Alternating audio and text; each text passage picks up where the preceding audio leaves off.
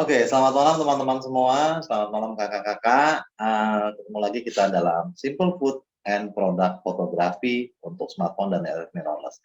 Kenapa sih kita nyebutnya untuk smartphone dan DSLR mirrorless? Karena hal yang kami sampaikan bisa diterapkan di smartphone dan juga bisa diterapkan di DSLR dan mirrorless. Terus kenapa kami menggabungkan antara food dengan produk? Karena sebetulnya food dengan produk pemotretannya bisa dibilang memiliki kemiripan-kemiripan. Jadi objeknya mungkin yang memang berbeda, setnya berbeda, dari teknis fotografinya hal tersebut bisa diterapkan. Nah, kita coba lihat ya. Simple Food and Product Photography. Food photography apa sih? Food photography pada dasarnya adalah memotret makanan. Memotret makanan untuk kebutuhan macam-macam, untuk kebutuhan estetika juga bisa kadang-kadang ya. Tapi untuk hal-hal yang lain biasanya ketika memotret makanan berarti untuk kebutuhan-kebutuhan yang berhubungan dengan sampel makanan tersebut dan lain sebagainya. Jadi di samping buat estetika pastinya food itu juga berguna untuk membuat sebuah katalog makanan, seringnya sih begitu. Terus kemudian juga ada produk fotografi. Produk fotografi pada dasarnya memotret sebuah produk yang memang kebutuhannya juga sama-sama seperti tadi juga sama seperti food. Bisa jadi hal tersebut untuk kebutuhan kepuasan pribadi, barang-barang koleksi yang difoto dengan baik, hal-hal tertentu yang memang mungkin menjadi minat untuk difoto, tapi juga bisa juga hal-hal yang difoto adalah berhubungan dengan kebutuhan-kebutuhan untuk sesuatu yang bentuknya katalog ataupun kebutuhan-kebutuhan yang bersifat komersial. Oke. Ya, malam ini kita akan bicara beberapa hal ya Coach ya. Yang pertama setting kamera, kemudian kita akan bicara juga pencahayaan yang baik, kemudian ada tema foto, terus fokus pada produk, bukan pada backgroundnya, kemudian angle dan komposisi, tampilkan semua. Apa itu tampilkan semua? Nanti kita bahas. Kemudian gunakan model, udah pasti nih apa ya? Ada tripod, terus kemudian editing dan watermark, cantik. Ya, kita bahas satu-satu ya, Coach Reza, mangga. Oke, setting kamera yang tepat. Teman-teman, memotret produk dan food fotografi adalah sebuah pemotretan yang saya pikir adalah pemotretan terkontrol. Karena pemotretan ini adalah pemotretan yang terkontrol, kita bisa melakukannya dengan settingan yang terbaik. Settingan yang terbaik apa sih? Yang sama-sama perlu diperhatikan ketika kita menggunakan DSLR mirrorless dan menggunakan smartphone adalah pertama, pastiin bahwa kita itu menggunakan image size paling besar. Jadi sebuah foto tuh seringkali ya, terutama di kamera DSLR mirrorless, di smartphone juga sama seperti itu. Kita bisa memilih berapa besar sebuah gambar tersebut gitu. Nah, yang paling diperlukan adalah kita memilih sebuah image size yang paling besar. Jadi ketika misalkan kita menggunakan kamera 24 megapiksel, jangan menggunakannya di posisi medium, selalu menggunakan di posisi large. Begitu juga ketika misalkan kita menggunakan smartphone. Kalau smartphone berarti apa yang bisa kita lakukan? Memotretlah dengan kamera utama, karena kamera utama adalah megapikselnya paling besar. Jadi sebaiknya ketika kita punya kebutuhan memotret food and product, gunakan kamera utama. Di samping itu, yang kedua-duanya juga perlu diperhatikan adalah white balance yang tepat. Jadi white balance itu berhubungan dengan tampilan warna yang akan dihasilkan dalam sebuah foto. Apabila sebuah foto white balance-nya salah, akhirnya food dan produk kita juga memiliki penyimpangan warna tentunya. Ya, jadi salah ya Coach. Jadi salah. Oke. Pada smartphone ada hal yang perlu diperhatikan. Seperti yang pertama adalah gunakan kamera utama. Kenapa sih gunakan kamera utama? Karena kamera utama kita itu adalah megapikselnya paling besar. Kamera utama kita megapikselnya paling besar, terus juga kamera utama kita bisa dibilang posisi lensanya pun tidak terlalu lebar dan tidak terlalu wide. Jadi bisa dibilang cukup normal. Jadi ketika kita memotret produk atau food dengan lensa ultra wide, kecenderungan untuk memiliki distorsi akan tentunya lebih besar. Jadi saran saya gunakan kamera utama. Sering ada pertanyaan gini, Coach, kamera utama itu yang mana? Kamera utama tuh kamera yang pada saat kita ngidupin kamera, dia itu default-nya adalah menyalanya di kamera utama. Atau biasanya disebutnya adalah wide ya. Posisinya wide, bukan ultra wide, bukan teleposition, tapi di posisi wide. Di posisi wide itu adalah kamera utamanya. Kamera utamanya yang mana bisa diteliti smartphone-nya yang mana kamera utamanya. Nah, terus kemudian gunakan ISO terendah, itu pasti. Jadi ketika kita pakai smartphone, menggunakan smartphone tentunya kita menginginkan kualitas yang paling baik. Dan kualitas yang paling baik, sebuah gambar dihasilkan oleh ISO yang memang rendah. ISO yang rendah memiliki noise yang tidak ada noise, lebih halus, dan kemudian juga faktor-faktor lain seperti reproduksi warna dan lain sebagainya juga lebih baik pada ISO yang rendah. Terus kemudian yang juga penting adalah ketika memang menggunakan smartphone, matiin fitur khusus. Jadi fitur khusus itu apa sih? Kayak model gini ya. Jadi ada beberapa smartphone yang secara default itu sudah memberikan proses menghaluskan wajah, membuat cantik, beautify-nya default-nya adalah menyala. Hal-hal tersebut harus dimatikan. Karena pada saat kita memotret food and product, jangan-jangan ketika kita punya kue yang warnanya adalah berwarna kecoklatan, karena memang keadaannya beautify-nya nyala, kuenya teksturnya nggak kelihatan, jadi lebih mulus. Karena kamera akhirnya menganggap itu sebagai wajah, dan akhirnya mencoba untuk membuatnya menjadi lebih halus. Itu juga kayaknya penting untuk dimatikan. Fitur-fitur yang lain juga, yang saya suka katakan juga, kata-kata shoot by brand itu juga baiknya dimatikan. Watermark dari smartphone ya. Shoot by brand kan biasanya di bagian bawah tuh suka ada ya, shoot by apa gitu, by brand lah, by brand handphonenya. Itu saya rasa baiknya adalah dimatikan. Kenapa dimatikan? Karena hal tersebut seringkali justru malah pada akhirnya perlu dihilangkan atau perlu di cropping. Karena kebetulan kita juga nggak mungkin mau foto food kita, foto produk kita ada tulisannya shoot by Oppo gitu. Juga kurang nyambung kayaknya. Terus yang penting juga adalah matikan flash. Memotretnya tidak menggunakan flash, teman-teman. Jadi matikan flashnya. Lalu yang juga penting adalah apabila memungkinkan bisa menggunakan manual atau promote. Apabila nggak ada, berarti kita bisa mengandalkan exposure value pada saat melakukan pemotretan. Jadi manual dan promote ini bukan sesuatu yang wajib karena memang kita masih bisa melakukannya dengan menggunakan exposure value. Oke. Nah, berikutnya ketika menggunakan DSLR mirrorless. DSLR mirrorless punya lebih banyak keleluasaan tentunya karena DSLR mirrorless bisa dibuat memang untuk memotret. Nah, ketika kita teman-teman menggunakan DSLR mirrorless, teman-teman masih boleh menggunakan ISO dari 100 sampai dengan 400. Karena biasanya ISO 400 DSLR mirrorless masih memiliki kualitas yang cukup baik. Terus kemudian DSLR mirrorless memiliki aperture. Jadi dioptimalkan penggunaan aperaturnya. Jadi apabila kita menginginkan latar belakang yang blur dan lain sebagainya, kita bisa gunakan hal itu untuk mengoptimalkan aperaturnya. Terus yang penting juga adalah white balance yang tepat tetap aja. Kenapa? Karena memang sebuah foto yang baik pastinya ketika kita motret food and product yang kebutuhannya adalah bukan kebutuhan idealisme, tentunya kita ingin menampilkan warna yang sesuai dengan keadaan aslinya.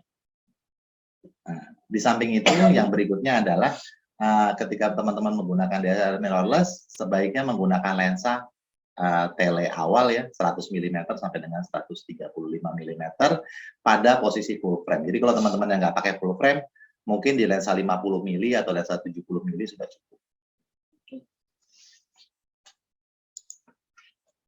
Nah, pencahayaan kedua buah foto, kedua buah cara memotret ya, kedua buah ini apa namanya, mau dengan DSLR atau mau dengan smartphone, yang pasti kita perlu pencahayaan. Pencahayaan sendiri secara global itu kebagi 3 hal.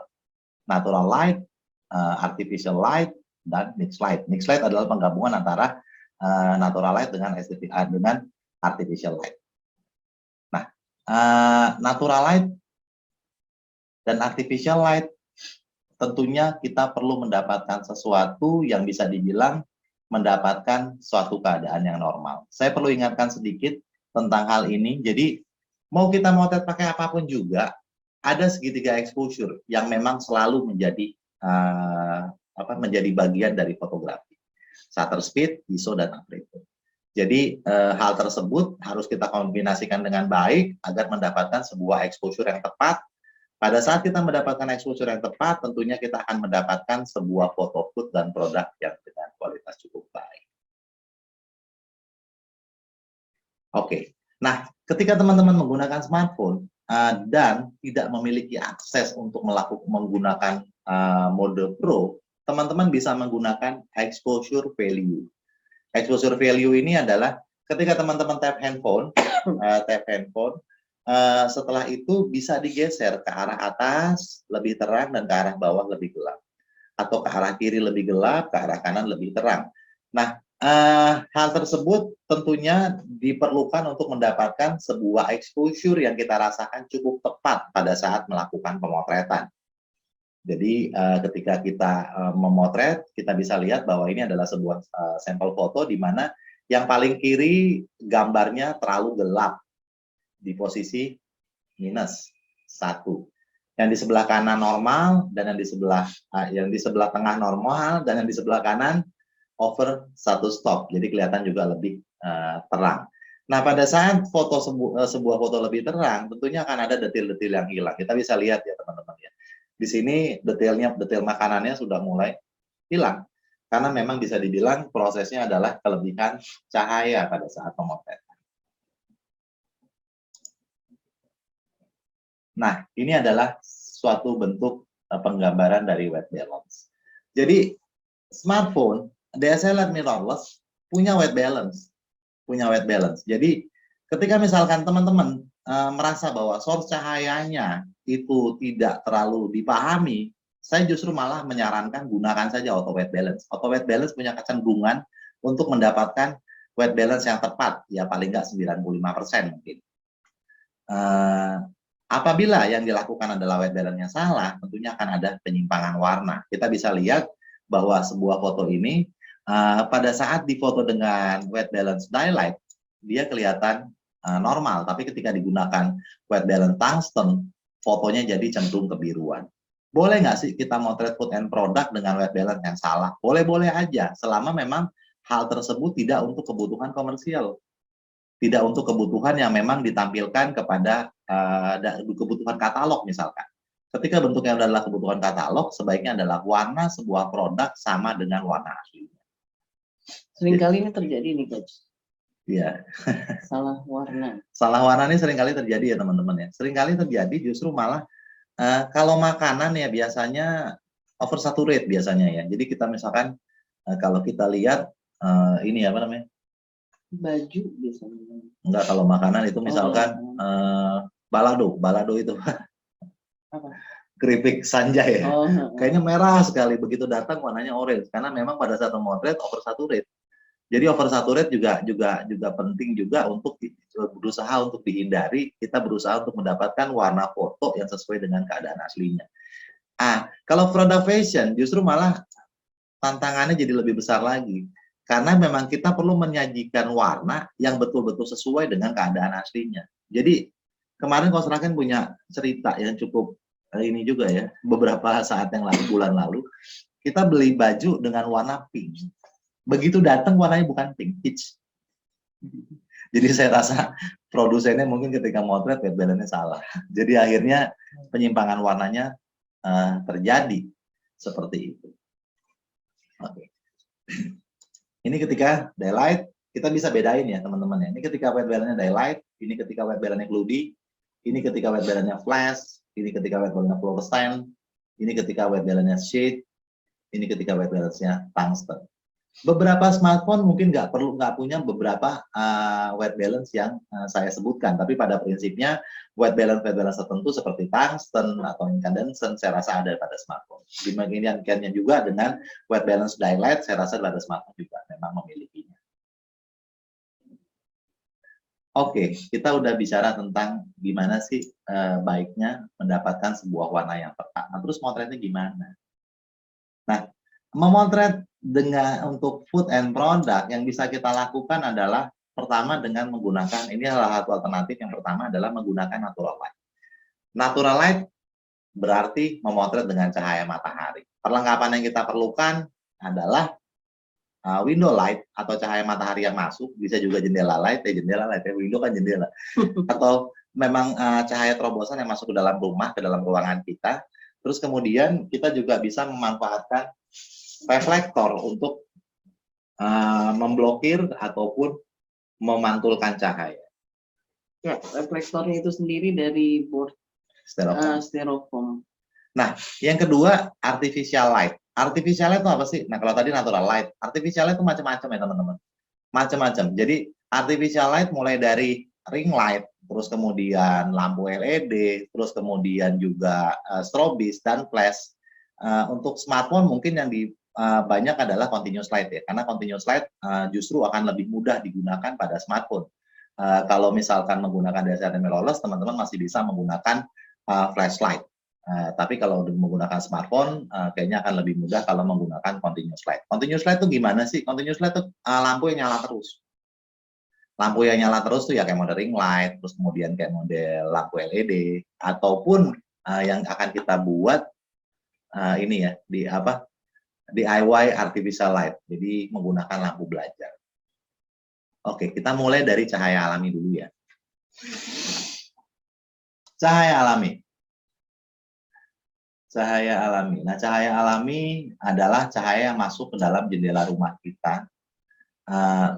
Lokasinya yang paling baik adalah sebetulnya adalah jendela itu yang menghadap utara dan selatan. Jadi kalau misalkan teman-teman ternyata di rumah punya jendela banyak, sama-sama semua jendelanya masuk matahari gitu ya.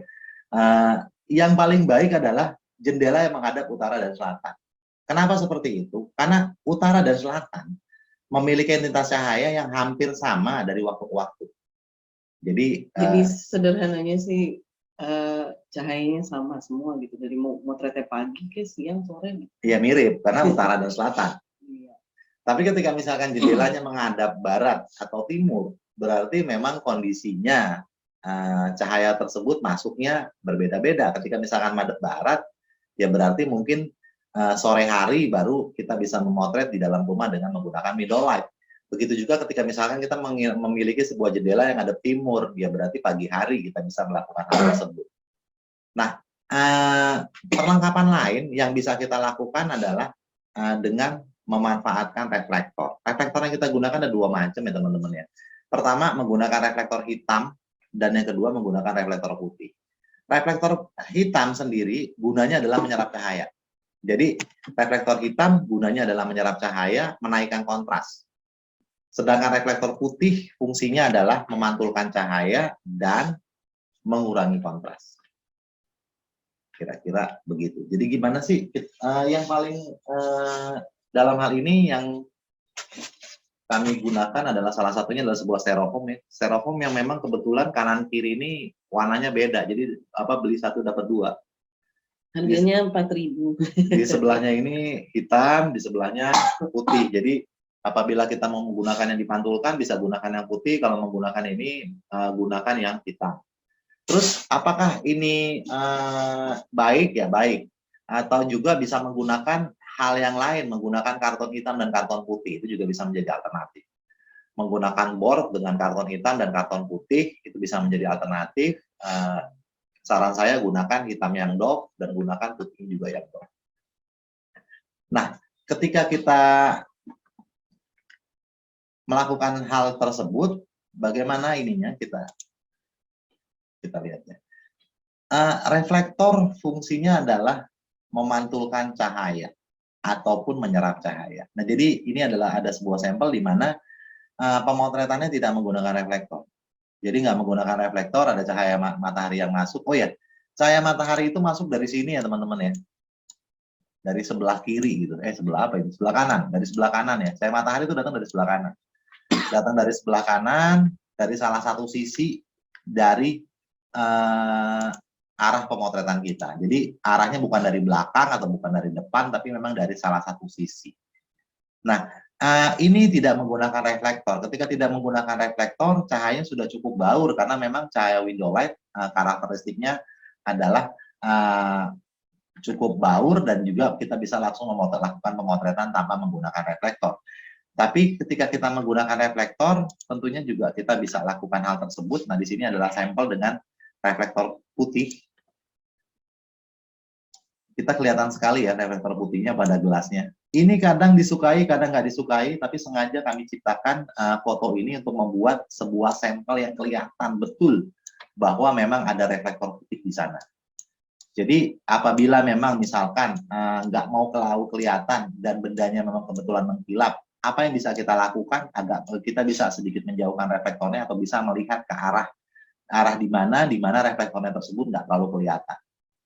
Pada saat memotret kita bisa lihat apakah memang kelihatan sekali, kalau enggak kita bisa menggeser-geser reflektornya. Tapi hal tersebut tentunya akan punya efek juga terhadap gambar yang dihasilkan. Ini sengaja dibuat. Itu sengaja dibuat kelihatan sekali karena memang tujuannya adalah untuk pembelajaran. Oke, nah ini menggunakan reflektor hitam. Teman-teman bisa lihat ya, kalau menggunakan reflektor putih kelihatan banget, sampai seperti ada biasan cahaya. Ketika menggunakan reflektor hitam, cahaya tersebut teredam dan cenderung membuat jadi area jus yang di sebelah kirinya jadi sedikit lebih gelap, kontrasnya lebih tinggi. Jadi pada saat menggunakan reflektor putih berfungsi untuk mengurangi kontras, memantulkan, dan mengurangi kontras. Reflektor hitam berfungsi untuk meredam cahaya dan menaikkan kontras. Oke. Nah, itu dengan menggunakan dengan menggunakan cahaya matahari. Cahaya mataharinya memang harus masuk ke dalam ini ya, ke dalam truk. Terus gimana pertanyaannya kalau nggak ada cahaya matahari? Kalau nggak ada cahaya matahari, atau misalkan teman-teman seringnya mau motret sesuatunya itu bukan siang hari, tapi malam hari, karena kesibukan-kesibukan tertentu biasanya melakukan sesuatu di malam hari atau di sore hari. Nah, kita bisa menciptakan memotret dengan artificial light. Artificial light macam-macam sebetulnya. Kita bisa pakai ring light, bisa pakai bisa pakai lampu LED dan lain-lain, atau kita bisa menggunakan sebuah lampu belajar. Jadi ini adalah sebuah lampu belajar yang corongnya berwarna putih ya. Ini penting banget nih.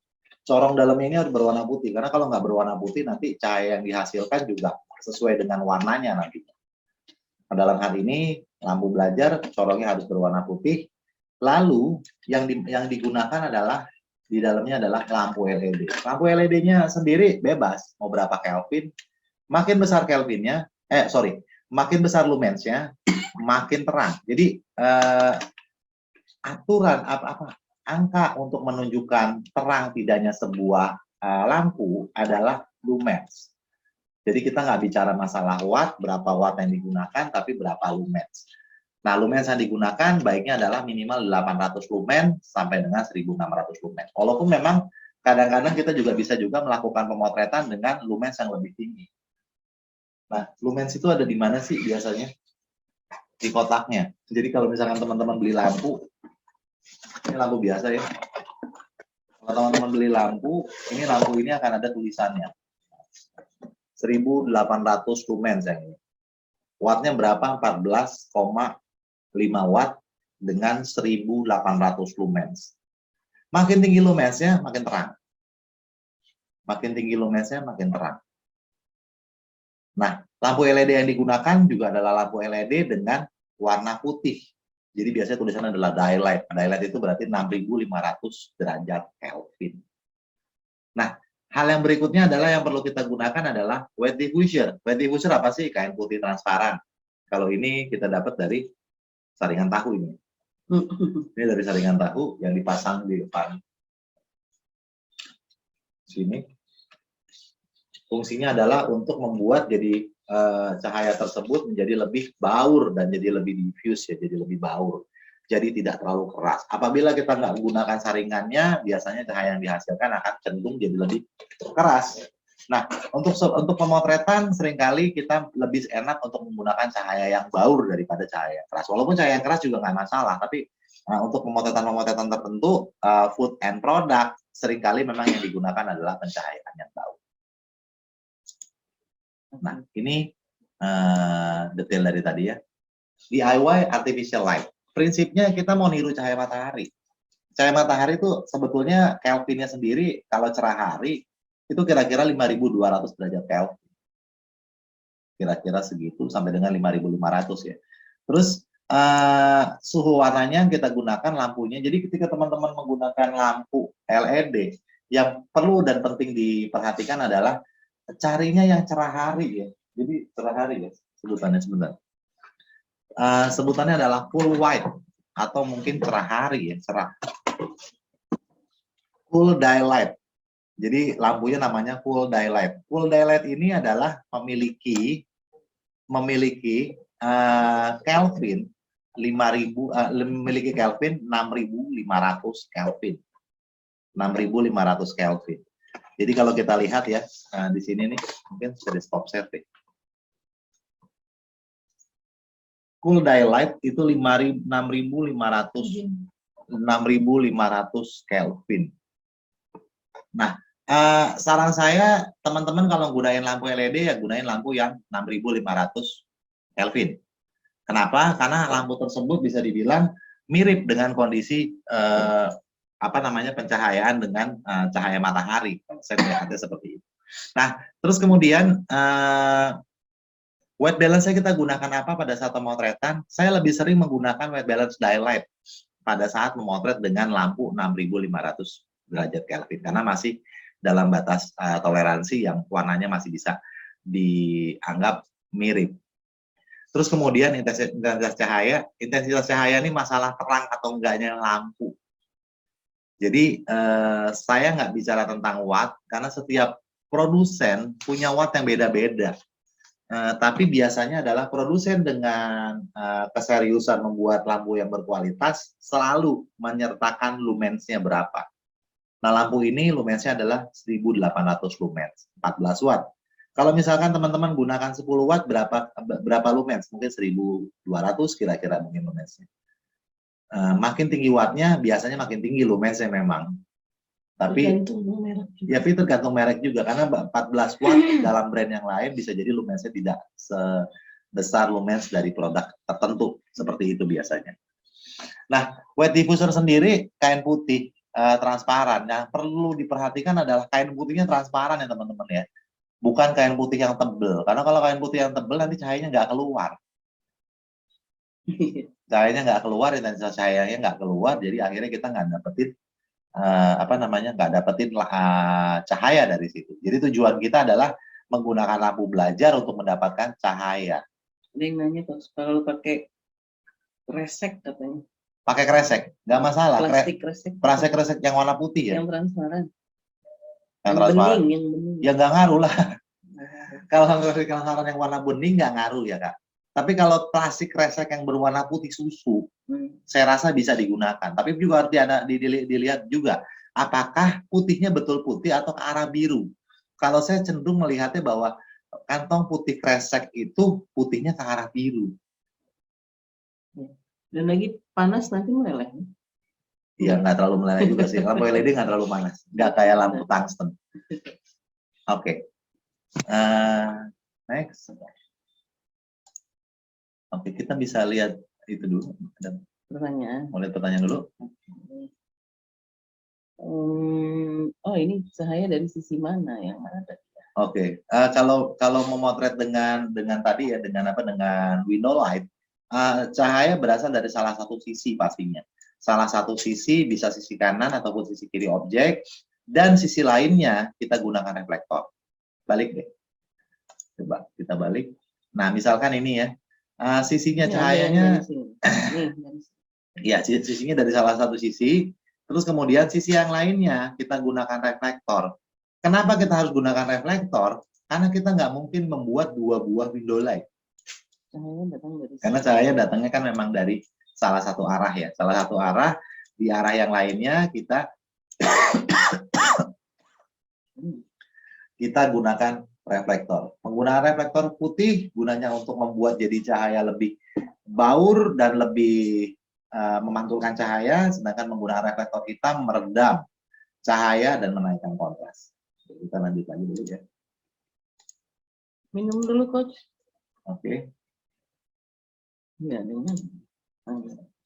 Kalau pakai photo box yang ada LED-nya gimana? Kalau buat sendiri pakai bohlam, kalau kita buat sendiri pakai bohlam warna apa, berapa watt? Nah, itu tadi.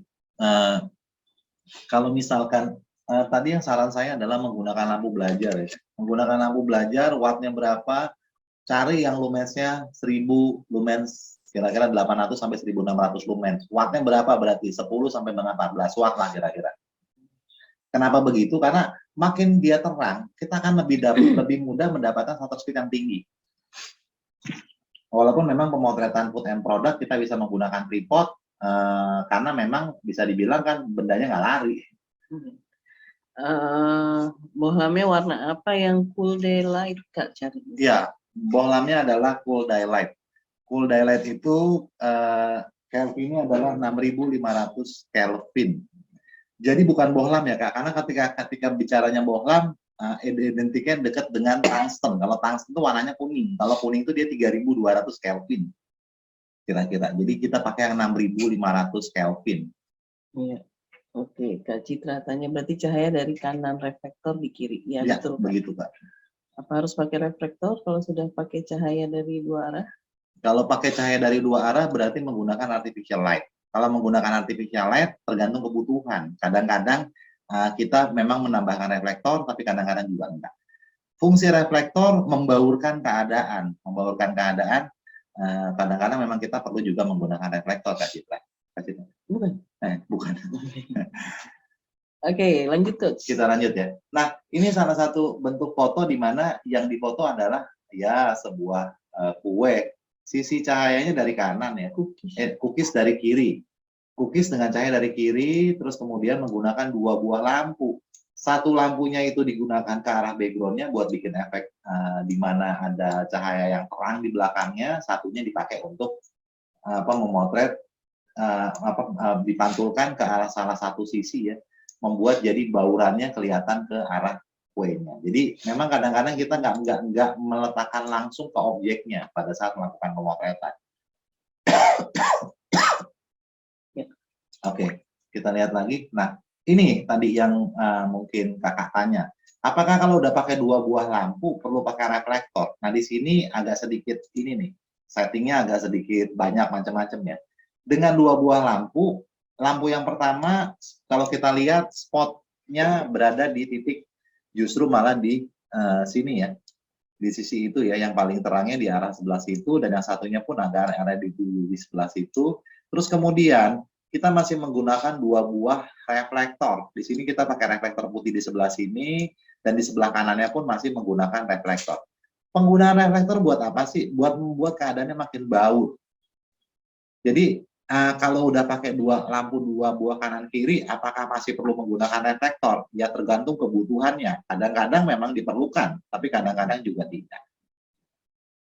Nah, keuntungannya pada saat kita memotret dengan continuous light ataupun memotret dengan lampu LED ataupun lampu belajar yang kita ciptakan sendiri dengan dengan seperti ini adalah kita melihat apa yang kita lihat dengan mata itu bisa diadaptasi jadi sebuah foto.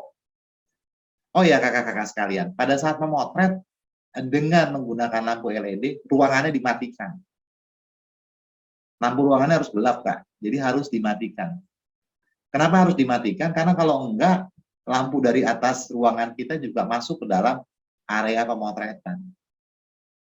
Jadi harus dimatikan. Nah, ini hal yang lain. Yang semula lampunya dua nyala, yang ini lampunya salah satu dimatikan. Jadi salah satu lampunya dimatikan. Kenapa lampunya dimatikan? Lampunya dimatikan, tapi akhirnya saya lupa untuk memotret setnya. Ini difoto dengan smartphone, tapi memang setnya difoto pakai DSLR mirrorless dan saya lupa untuk memotret setnya dengan lampu yang mati. Jadi akhirnya saya gunakan silang tadi bahwa lampu itu nggak nyala. Lampu yang nyala hanyalah satu lampu saja dari sebelah sini. Terus kemudian kita bisa lihat ya kakak-kakak sekalian, perbedaan kedua buah foto ini nih kelihatan sekali sebetulnya. Itu gimana?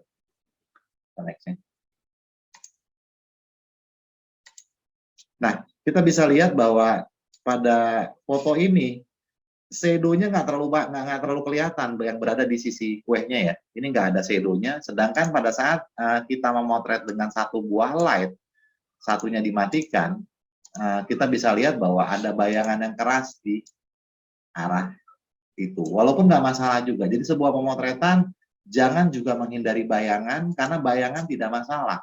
Selama memang objek utama kita, produk dan makanan kita tidak terganggu dengan adanya bayangan tersebut.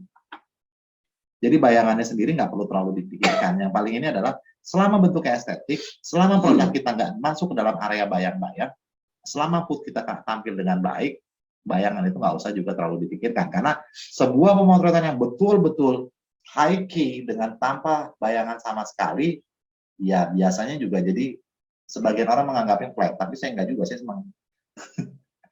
Saya senang dengan yang kayak gitu juga, saya senang. Nah, kalau yang tadi cahayanya diberikan ke objeknya ya. Nah ini juga ketika kita motret benda transparan, kita tuh juga bisa memantulkan cahaya tersebut. Jadi cahaya ini nggak diberikan ke arah objeknya, tapi justru malah ke arah backgroundnya.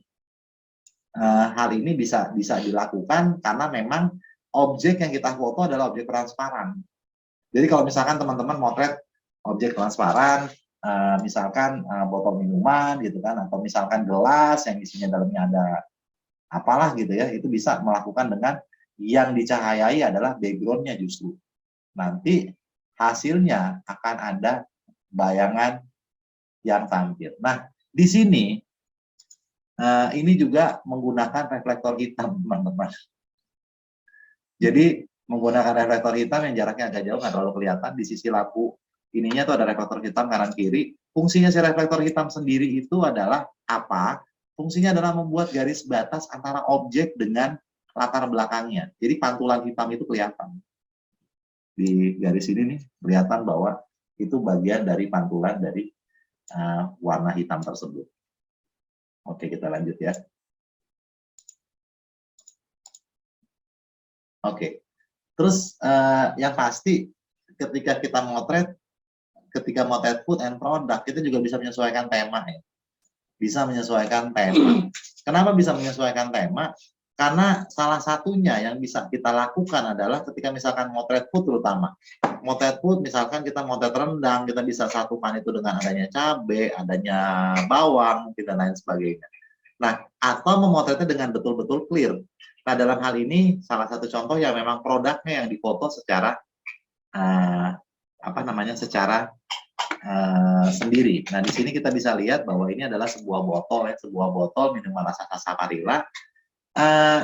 Yang satu difoto dengan diisolasi dengan warna putih polos. Jadi difoto dengan warna putih polos. Kenapa difoto dengan warna putih polos? Karena memang salah satu hal yang bisa kita lakukan dalam membuat objek tersebut jadi lebih tampil adalah menggunakan latar belakang dengan latar belakang yang bisa dibilang monoton atau tonnya itu mirip ya, tonnya semua sama gitu, misalkan putih polos, itu bisa dilakukan untuk membuat objeknya sendiri lebih terlihat dan lebih dominan. Nah, di foto yang sebelah kanan, ini adalah esolasi dengan menggunakan ruang ketajaman. Esolasi dengan menggunakan ruang ketajaman, yang bisa melakukannya memang DSLR mirrorless mungkin. Jadi DSLR mirrorless akan lebih punya keleluasaan untuk mengesolasi dengan ruang ketajaman. Jadi di sini sebetulnya bisa dibilang background-nya cukup ruwet ya. Background-nya cukup ruwet. Gambarnya seperti gambar kertas batik gitu kan. Background-nya cukup ruwet. Terus juga minuman ini saya anggap sebagai minuman yang cukup tradisional, artinya banyak kita anggap tradisional lah. Terus karena itu kita sesuaikan dengan memotretnya dengan sesuatu yang nadanya ke arah tradisional juga, tapi memang diesolasi dengan menggunakan ruang ketajaman. Di sini difoto dengan aperture yang lubangnya besar. Memotret dengan aperture yang lubangnya besar akan menghasilkan sebuah ruang ketajaman yang sempit. Jadi akhirnya kita bisa mengisolasi objek tersebut terpisah ataupun terlihat dominan. Walaupun background-nya bisa dibilang tidak polos. Nah, terus gimana kalau misalkan teman-teman memotret produknya sendiri misalkan, jadi mungkin ada produknya sendiri untuk kebutuhan katalog. Saran saya sih gunakan aja background yang polos. Karena dengan menggunakan background yang polos, kita bisa mendapatkan objek kita menjadi lebih dominan. Kita lanjut. Aduh, lama-lama berat di kepala lu. Ya. Nah, ini yang tadi ya, yang salah satunya bentuknya tema ya. Di sini temanya adalah berantakan. Temanya berantakan ya. Temanya berantakan, di sini banyak tepung-tepung yang berhamburan gitu kan. Ini juga bisa menjadi salah satu tema yang pada saat pemotretan kue atau pemotretan food bisa dilakukan. Nah, terus juga ini salah satu yang di sebelah kiri ya. Ini salah satu bentuk dari pemotretan produk makanan atau food kue ya. Nah, ini ngasih tahu loh. Saya punya kue yang bentuknya adalah bulat, tapi saya juga punya kue yang bentuknya adalah kotak. Jadi kadang-kadang pada saat melakukan pemotretan yang bentuknya tema makanan, kita bisa menyampaikan, memasukkan juga elemen yang sebetulnya adalah bagian dari sesuatu yang similar, tapi nggak serupa banget. Dalam hal ini sama-sama kue, sama-sama produk kita. Yang satu kuenya adalah bulat, yang satu kuenya adalah kotak. Kue kotaknya kita bikin out of focus, artinya tidak terlalu fokus. Dengan tidak terlalu fokus, kita bisa melihat bahwa akhirnya jadi yang dominan memang kue yang yang berbentuk bulat. Tapi di sini kita juga bisa ngasih tahu bahwa saya punya produk lain loh, yang ternyata adalah kuenya berbentuk kotak. Kira-kira begitu. Nah, hal-hal yang berhubungan dengan tema tentunya bisa dieksplorasi dan disesuaikan dengan apa yang ingin disampaikan dalam sebuah foto food and product tersebut. Nah, di foto sebelah kanan ini menampilkan sedikit ingredient dari sebuah makanan. Jadi ini adalah foto cookies. Foto cookiesnya agak-agak hancur. Terus kemudian bagian cookies yang lain juga nggak hancur, tapi juga di situ ada telur dan ada tepung. Telur dan tepung mewakili ingredient dari sebuah makanan tersebut, bahannya dari apa, terus kemudian hal-hal yang bentuknya remah-remah tersebut, itu membuktikan bahwa kesannya gini loh, cookiesku tuh renyah loh, renyah, kalau dipegang dikit aja hancur. Seperti itu. Jadi memang sebuah pemotretan yang arahnya ke arah food dan produk, apalagi untuk kebutuhan yang arahnya ke arah komersil, memang syarat dengan pesan-pesan. Jadi menampilkan hal tersebut bisa jadi menggambarkan bahwa kerenyahan si kue itu tersendiri. Nah, ini ruang ketajaman. Jadi kalau ruang ketajaman, tadi kan kita bisa lihat ya, beberapa foto tadi kayak foto ini, kita bisa bikin bahwa latar belakangnya tuh blur gitu. Latar belakangnya blur, dengan depannya itu jelas. Nah, itu yang disebut ruang ketajaman. Ruang ketajaman sendiri, sebetulnya ketika kita menggunakan DSLR mirrorless, teman-teman yang pakai DSLR mirrorless, teman-teman bisa melakukan hal tersebut dengan aperture. Aperture lubangnya besar, ruang ketajamannya sempit, aperture lubangnya kecil, ruang ketajamannya luas. Nah, yang cuma juga punya hal yang cukup mempengaruhi adalah milimeter lensa dan kemudian jarak objek. Nah, hal yang tadi dua di atas, smartphone nggak punya. Jadi smartphone nggak punya blur karena aperture smartphone sudah dipatok di posisi yang paling besar. Terus kemudian focal length milimeter lensa juga saya pikir smartphone lensanya ya memang lebar, jadi bisa dibilang ya tidak juga berpengaruh terhadap hal tersebut. Nah, yang paling pengaruh dan paling kita bisa diadaptasi adalah jarak objek. Jadi smartphone masih bisa ngedapetin blur asli dengan mendekatkan jarak objek. Ini blur asli teman-teman ya. Jadi bukan blur memang karena light focus mode ataupun memang mungkin bokeh mode, bukan begitu. Jadi ini blur yang dihasilkan karena memang jaraknya dekat. Ketika kita memotret dengan smartphone, ketika kita motret dari jarak dekat, kita bisa membuat latar belakangnya menjadi blur. Ya, jadi makin dekat jaraknya, kita akan menghasilkan latar belakang yang lebih blur lagi. Jadi apabila misalkan teman-teman mau motret food, terus foodnya tersebut pengen latar belakangnya blur, dan memang bisa difoto dari jarak dekat, fotolah dengan jarak dekat. Otomatis latar belakangnya akan blur tanpa menggunakan red focus mode ataupun tanpa menggunakan bokeh mode. Nah, seperti foto ini juga ya, foto kue ini, kue roti ya, gitu. Ya roti atau kue lah. Latar belakangnya terlihat blur.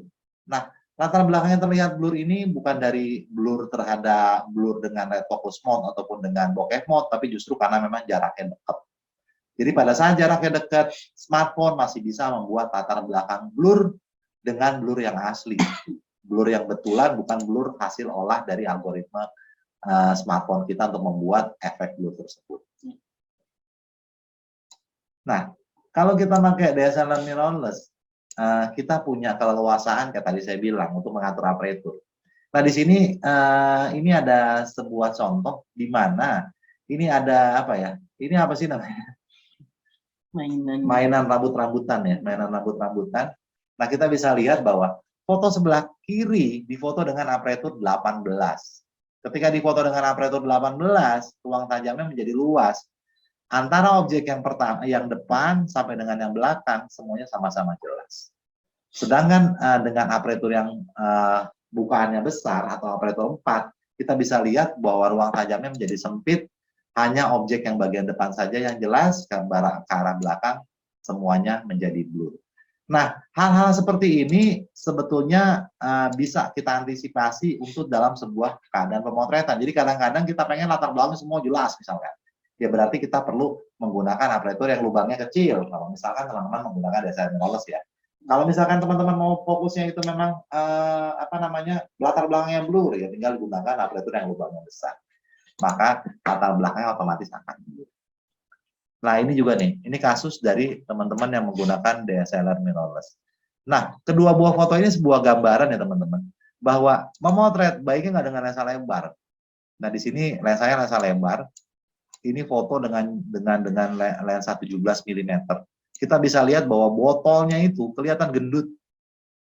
Jadi botolnya sebenarnya nggak gendut-gendut amat, kurus gitu kan. Tapi karena memang difoto dengan 17 mm memiliki efek distorsi, jadi akhirnya botolnya kelihatan gendut. Nah, dalam pemotretan food and then product, tentunya kita pengen sebuah produk kita terlihat dengan baik dengan proporsi yang tepat. Karena itu saran saya adalah gunakan lensa yang nggak terlalu lebar. Ini lensa 100 mm dipasangkan dalam kamera full frame, jadi beneran 100 mm. Yang di sebelahnya juga 17 mm dipasangkan di kamera full frame, jadi betul-betul 17 mm.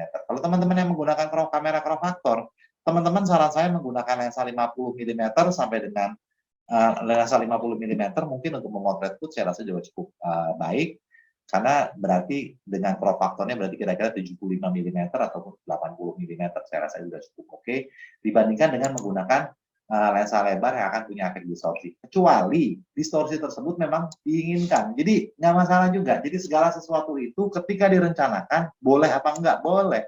Nggak ada masalah. Karena fotografi adalah sesuatu yang saya pikir punya banyak kebebasan. Tapi apabila hal tersebut untuk kebutuhan komersial, tentunya kita pengen segala sesuatunya kelihatan jadi lebih baik dari segi proporsi. Salah satunya dengan memilih lensa yang tepat. Nah, ini angle dan komposisi. Ini juga menarik ya teman-teman. Nah, ketika kita mau trade food and product, tentunya kalau misalkan kebutuhan komersial, apalagi kalau buat kita melakukan hal tersebut, kita berjualan online ya misalkan ya, di sosial media. Tentu kita sebetulnya yang paling penting adalah menggunakan sebuah gambar yang bisa menjelaskan produk kita apa. Dengan satu gambar. Gambar yang berikutnya memang bisa di slide ya namanya, di sliding. Bisa aja, bisa di sliding. Tapi gambar yang utama harusnya adalah gambar yang bisa menggambarkan sebuah produk.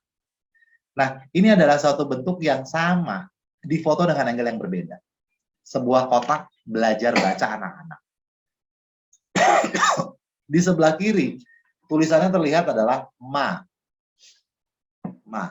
Hanya ma saja, karena difoto dari depannya, akhirnya kelihatan cuma ma-nya saja. Terus kemudian kotak ini digeser sedikit. Kita bergeser sedikit dalam melakukan pemotretan, kita bisa lihat bahwa ada dua sisi. Ada ma dengan h. Kita masih juga nggak tahu. Kalau di yang foto pertama, kita nggak tahu berapa tebal sih itu. bentuknya kayak apa sih, kita nggak paham. Dalam persepsi kita bisa nganggap bahwa ini bisa balok, bisa juga hanyalah sebuah apa namanya tulisan ma yang tipis gitu kan. Nah, di yang kedua kita bisa lihat, oh ternyata ada dua sisi. Nah, ketika kita memotret dengan sisi dan angle yang ketiga, kita bisa menampilkan secara utuh bahwa ini adalah suatu bentuk balok dengan tulisan di masing-masing sisinya. Jadi kalau misalkan memang yang diperlukan adalah sebuah foto single, tentu foto yang ketiga itu lebih tepat untuk menjadikan sebuah foto produk dan food secara komersial pastinya. Nah, ini adalah angle food fotografi. Kalau produk, tentunya kita pengen produknya kelihatan dengan jelas. Food punya angle yang sebetulnya juga bisa dibilang banyak variasi tergantung daripada foodnya itu sendiri. Nah, angle food fotografi yang sering adalah 0 derajat dari depan langsung, terus kemudian 10-20 derajat agak sedikit dari atas, 45 derajat agak sedikit menyimpang 45 derajat, ataupun yang lebih ini lagi adalah 90 derajat atau dari atas langsung.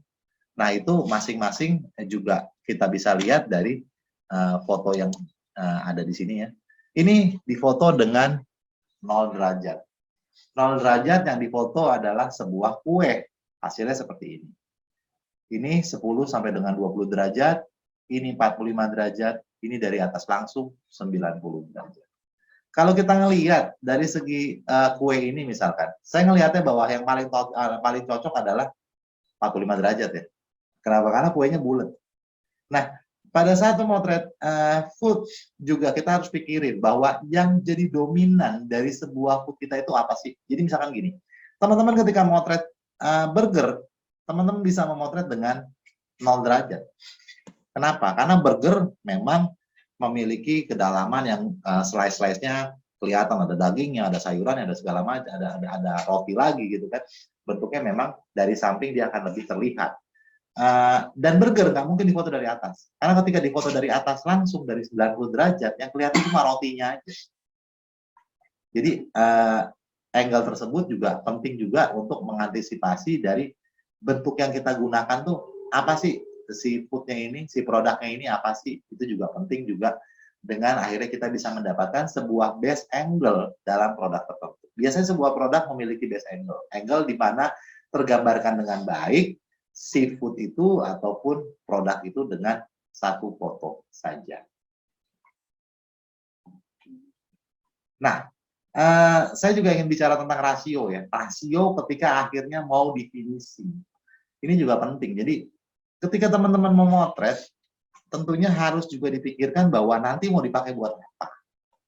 Nanti mau dipakai buat apa. Dalam gambaran gini misalkan, ketika kita motret makanannya mau dipublish di mana? Mau dipublish misalkan di sosial media yang proporsinya adalah 1:1. Mungkin harus direncanakan pada saat memotret memang cocoknya 1:1. Jadi ini salah satu bentuk di mana pada saat pemotretan penggambarannya adalah ingin dipublish jadi 1:1.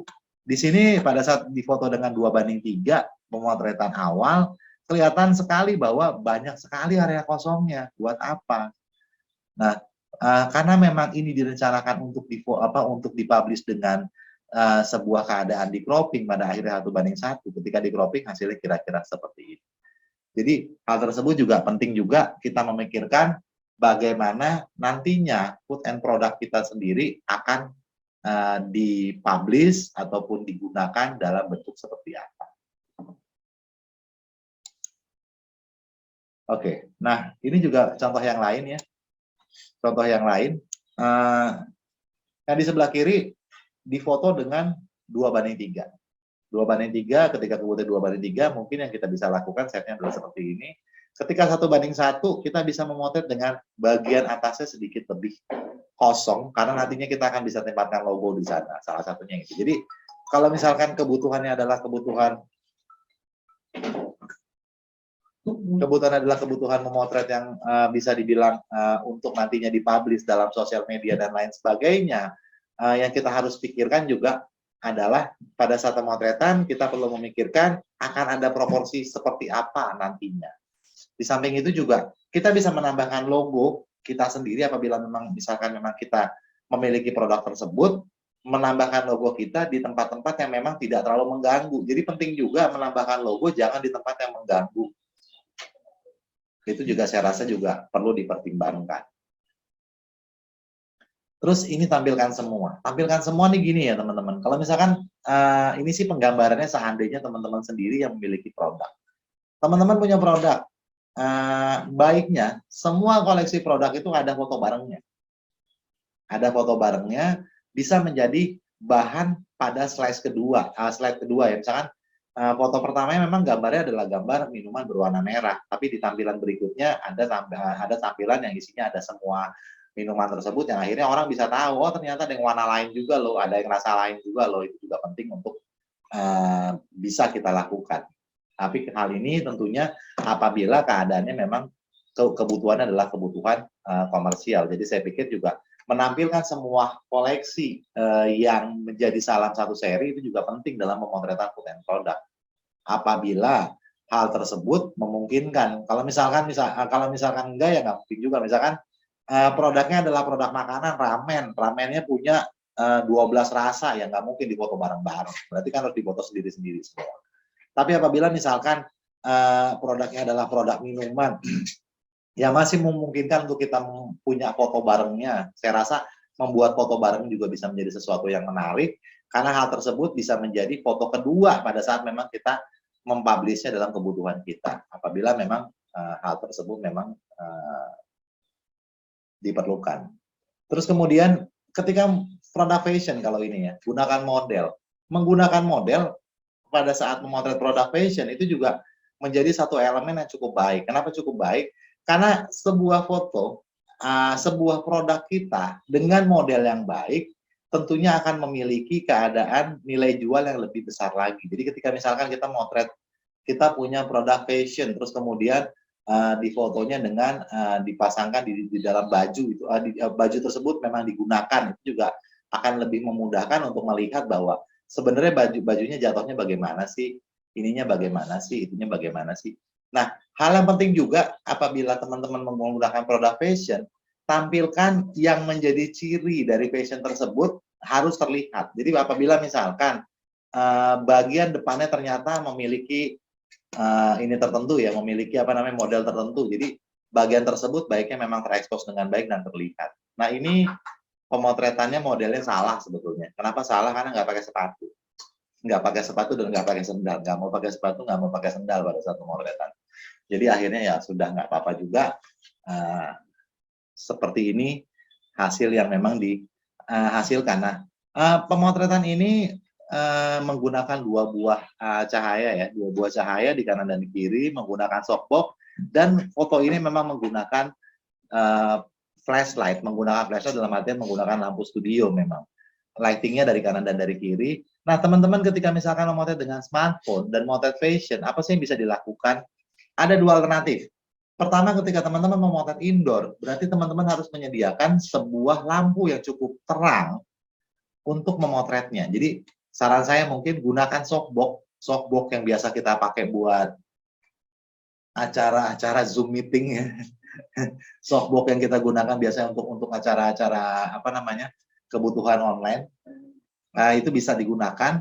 Ukurannya baiknya agak sedikit besar dan lampu yang digunakan baiknya memang lumensnya besar. Gunakan saja lampu dengan lumens besar seperti lampu 4500 lumens dengan 2 buah dan bisa memotret dengan smartphone, tentunya bisa. Nah, pemotretan dengan model yang juga penting adalah bagaimana sebuah foto tersebut terlihat dengan baik dengan angle yang tepat. Jadi seringkali pemotretan fashion lebih sering memotret dengan keadaan eye level angle. Eye level angle dalam artian bahwa kamera berada kira-kira sejajar dengan wajah modelnya. Jadi kamera itu berada dalam sejajar dengan modelnya. Terus kemudian pemotretannya sendiri ketika misalkan yang difoto adalah foto seluruh badan, diupayakan untuk tidak terlalu menggunakan lensa yang betul-betul lebar. Jadi motretnya agak sedikit lebih jauh, nggak masalah. Terus lampunya harus lebih jauh nggak? Enggak. Jadi gini ya teman-teman, ketika misalkan ada kondisi di mana teman-teman mau motret foto model, terus kemudian dengan smartphone. Jadi lampunya bisa digunakan kanan kiri seperti ini, modelnya bisa berada di tengah, dan kita bisa berada di belakang dari lampu tersebut. Jadi lampunya kita bisa agak sedikit lebih jauh daripada lampunya. Nah, ketika misalkan teman-teman menggunakan DSLR mirrorless, kalau saya sih lebih nyaranin kalau bisa menggunakan lensa paling tidak lensa 50 mm buat foto seluruh badan. Walaupun motret foto seluruh badan, gunakan lensa kira-kira 50 mm. Jadi motretnya agak jauh dikit. Dengan begitu kita dapat proporsi yang betul-betul baik. Tidak terlihat efek dari distorsi itu sendiri. Dengan coach. Oke, kita lanjut. Ya. Tripod and timer. Nah, ini penting juga ya.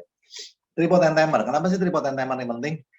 Karena kan kalau motretnya yang difoto adalah fashion, produknya produk baju, oke lah. Memang kita menggunakannya bisa dibilang perlu memotretnya dengan langsung ya, tidak menggunakan timer karena juga objeknya adalah objek yang nggak diem. Tapi apabila objek diem, yang kita foto misalkan sosis, yang kita foto misalkan produk kita adalah baju, tas, terus yang kita foto misalkan lipstick atau produk-produk kecantikan, mereka kan nggak lari dan nggak bergerak. Kita setting pada saat itu ya sampai dengan besok hari kalau nggak ada yang gerakin ya nggak akan berubah. Karena itu kita bisa memotretnya dengan shutter speed lambat. Karena kita memotret dengan shutter speed yang lambat, otomatis kita memerlukan tripod yang kokoh dan timer. Kenapa sih perlu menggunakan timer? Jadi gini ya teman-teman, ketika kita motret pakai smartphone atau pakai DSLR mirrorless sama aja, pada saat kita menekan, biasanya ini ada guncangan teman-teman. Kita motret udah pakai tripod, pada saat kita tekan mau foto, itu ada guncangan sedikit. Ada guncangan sedikit karena kita menekan.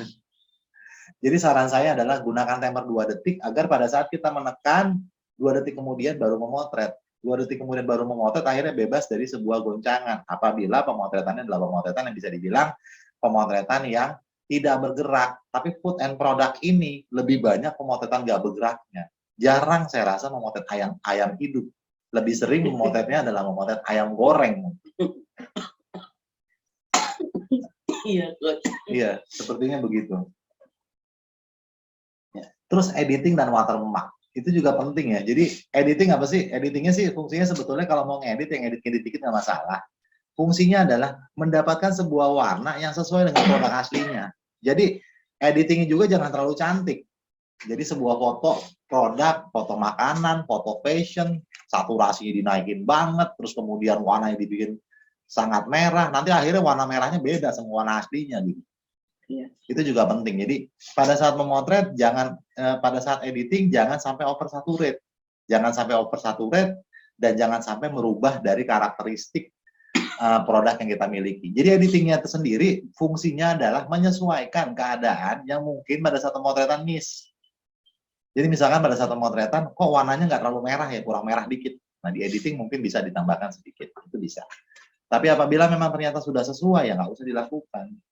Watermark. Nah, watermark ini penting. Walaupun saya adalah kelompok yang tidak pernah menggunakan watermark. Foto saya tidak pernah menggunakan watermark. Foto pas terakhir juga enggak. Publish di Facebook di mana-mana nggak pernah pakai watermark. Karena foto yang memang menjadi rahasia ya kita nggak pernah publish. Karena kita nggak pernah publish foto klien. Kita nggak pernah publish foto klien. Kami nggak pernah publish foto klien. Kami nggak pernah publish foto yang menjadi pekerjaan ya, pekerjaan untuk mikrostok misalkan, kami nggak pernah publish. Kami publisnya di tempat mikrostok. Foto klien kami berikannya pada klien. Karena itu kami nggak pernah pakai watermark. Jadi foto-foto kami biasanya nggak pakai watermark. Nah, apabila menggunakan watermark, ya gunakan watermarknya yang cantik lah.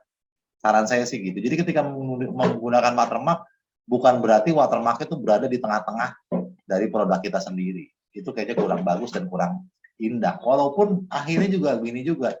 Soalnya kemarin ketika ngomong kayak gitu, ternyata ada seorang kakak, seorang teman yang memang protes dengan hal itu bilang, ya masalahnya bukan begitu, coach. Foto saya itu dipakai buat jualan orang.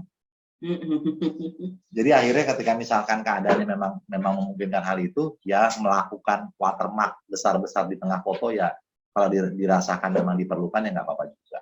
Tapi apabila tidak, ya bisa di sisi-sisi di mana sisi tersebut bukan sisi yang menjadi hal yang utama. atau tampil terlihat dengan jelas ya. Kan watermark itu kan namanya kan mark air kan sebenarnya. Mark air kan berarti kan samar-samar. Iya kan watermark kan. Watermark itu kan samar-samar gitu. Jadi kalau misalkan mark airnya nggak samar-samar ya berarti sebetulnya bukan mark air, itu logo di tengah-tengah. Kira-kira begitu.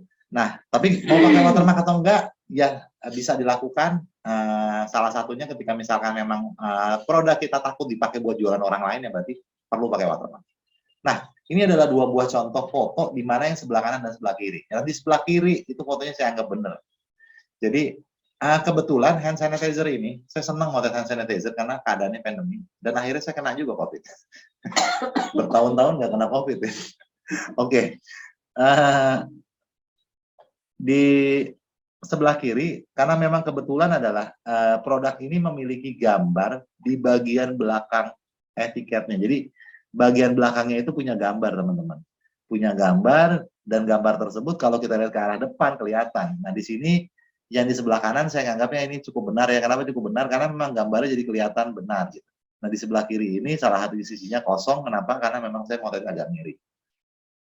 Ini mungkin bisa menjadi salah satu pertimbangan. Nah, yang kedua ini adalah memotret dengan sama-sama dari depan. Nah, ini hal yang cukup lucu adalah di sini ada sebuah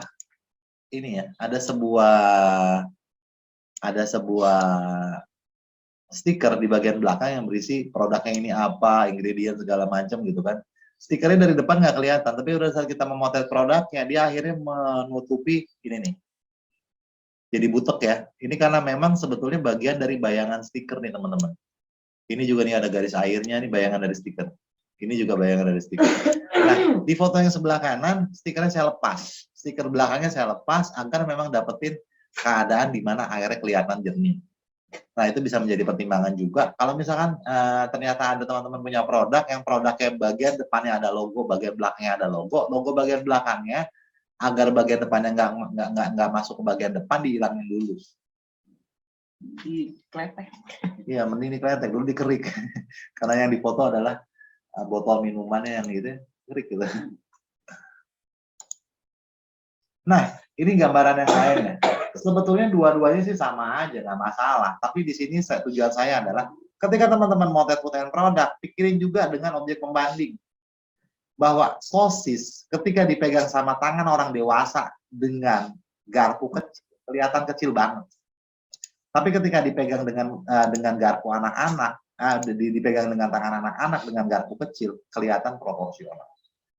Jadi hal tersebut juga harus menjadi pertimbangan pada saat kita melakukan pemotretan. Apabila kita ingin ada elemen tambahan jangan sampai elemen tersebut justru malah membuat produk kita terlihat terlalu kecil atau produk kita terlihat jadi apa ya? Terlalu kecil misalkan. Oke. Nah, ini sebuah kondisi yang ini susah ya sebenarnya. Saya mau cerita dikit tentang foto ini. Foto ini difoto Coach Raken motretnya dengan angle 45 derajat. Nah, memotret dengan smartphone di angle 45 derajat untuk mendapatkan roti di depan ini jelas dan roti di belakang juga jelas, ini penuh perjuangan. Kenapa saya bilang begitu? Karena apabila misalkan kita fokuskan di roti yang bagian depan, ternyata nggak fokus, belakangnya nggak fokus, blur. Kita fokusin di bagian belakang, depannya blur. Kita fokusin di depan, belakangnya blur. Kita fokusin di belakang, depannya blur. Blurnya itu dalam artian nggak terlalu blur juga ya teman-teman, tapi memang nggak terlalu tajam. Jadi akhirnya alternatifnya adalah difokuskan di tengah-tengahnya. Di situ kira-kira difokuskan. Dihilangin dulu yang lainnya kali dari sini. Akhirnya difokuskannya di bagian tengah-tengahnya. Dengan difokuskan di bagian tengah-tengahnya, kita mendapatkan di bagian depan jelas dan di bagian belakang jelas. Karena ruang tajam pada dasarnya memiliki sebuah interval jarak ke depan dan ke belakang. Oke. Nah, ini dalam pemotretan yang bentuknya pemotretan flat lay ataupun 90 derajat. Ketika kita motret 90 derajat, otomatis semuanya jelas. Jadi akan lucu dan akan aneh kalau ada teman-teman yang membuat sebuah foto, difoto dengan flat lay, terus bagian tertentunya dibikin blur. Karena pada dasarnya ruang tajam itu adalah sebuah jarak tertentu. Apabila memang kalau kita perhatikan jarak antara kopi, kue, dan ini hampir sama semuanya. Ketika hampir sama, harusnya sama-sama tajam. Jadi apabila mau menggunakan editing yang membuat jadi salah satu area tertentu terlihat blur, baiknya fotonya nggak flat lay. Kalau fotonya flat lay, jadi nggak realistis kalau saya ngelihat seperti itu. Wah, ini foto kucing. Nah, ini melibatkan elemen lain ya. Memang memotret ketika melibatkan elemen binatang cukup menyulitkan. Ini fotonya kurang baik ya, agak sedikit noise. Terus kemudian juga bisa dibilang di sini juga agak sedikit overexposure. Tapi kenapa saya sertakan?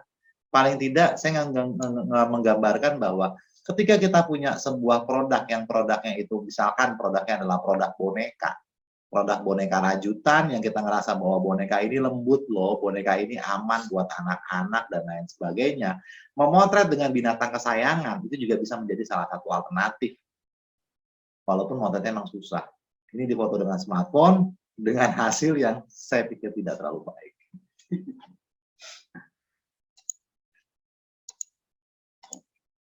Oke. Nah, ini foto dengan ruang tajam ya. Ruang tajam kita bisa lihat bahwa pada saat pemotretan kita bisa antisipasi di mana yang kita ingin menjadi jelas dan kurang jelas atau menjadi blur. Di sini salah satunya adalah ketika motret dua buah kue atau food, biasanya tuh kita bisa menempatkan food yang sama di arah yang agak belakang, terus kemudian kita buat hal tersebut jadi tidak terlalu fokus. Itu bisa menjadi salah satu alternatif dari pemotretan itu sendiri. Nah, angle-nya sendiri ini kalau bisa dibilang angle-nya bagaimana ya? Angle-nya mungkin 20 derajat ya. 20 derajat kira-kira. Nah, ini ketika misalkan teman-teman memiliki produk kopi ya, kopi kemasan, mungkin bisa difoto dengan biji kopinya, bisa difoto dengan latar belakangnya ada sedikit gilingan kopi yang agak blur, itu juga bisa menjadi alternatif. Nah, pada saat memotret sebuah produk yang bentuknya adalah botol, kemasan, dan lain sebagainya, upayakan tulisannya benar-benar jelas. Tulisannya benar-benar jelas. Kenapa tulisannya benar-benar jelas? Karena dengan tulisannya benar-benar jelas, artinya produk kita akan tergambarkan dengan baik. Kira-kira begitu ya. Jadi tergambarkan dengan baik. Di sini kan kita bisa lihat tulisannya semua kopi, apa, dan lain sebagainya kelihatan semua. Oke. Nah, ini foto yang difoto adalah pakaian. Pakaiannya difoto dengan background putih, jadi memang hanya dibentangkan saja pakaiannya difoto dengan background putih. Nah, ini salah satu yang mungkin bisa jadi alternatif juga, misalkan gini. Teman-teman yang misalkan memotretnya menggunakan memiliki banyak produk ya, karena kadang-kadang kan sebagian mungkin teman-teman memiliki produk sendiri yang mungkin ingin difoto. Ketika misalkan punya produk sendiri yang ingin difoto dan memotretnya perlu sebuah angle-nya flat lay atau 0 derajat, sebetulnya 0 derajat itu bisa kita sejajarkan dengan 45 derajat. Nah, ini penggambaran di mana saya mencoba memberikan alternatif bahwa ketika motret 0 derajat, sebetulnya nggak harus 0 derajat dari atas langsung. Kan motret dari atas langsung gini ya. 90 derajat, salah ngomong. 90 derajat kan berarti kamera di atas ya. Kamera di atas, motretnya ke bawah, produknya di bawah. 90 derajat dari atas langsung. Nah, ketika bentuk produk yang kita foto banyak, kalau saya sih ngerasa bahwa hal tersebut melelahkan. Paling tidak buat saya melelahkan. Jadi yang saya lakukan adalah saya memotretnya dengan angle 45 derajat dengan kamera 45 derajat. Jadi kita menciptakan sebuah tempat di mana tempatnya itu bentuknya adalah dari kayu ya, seperti ini, dan kamera berada di sini. Jadi konsep 0 derajatnya sendiri adalah sebetulnya kita tuh menggeser itu ya, menggeser. Kitanya ngeblur kenapa?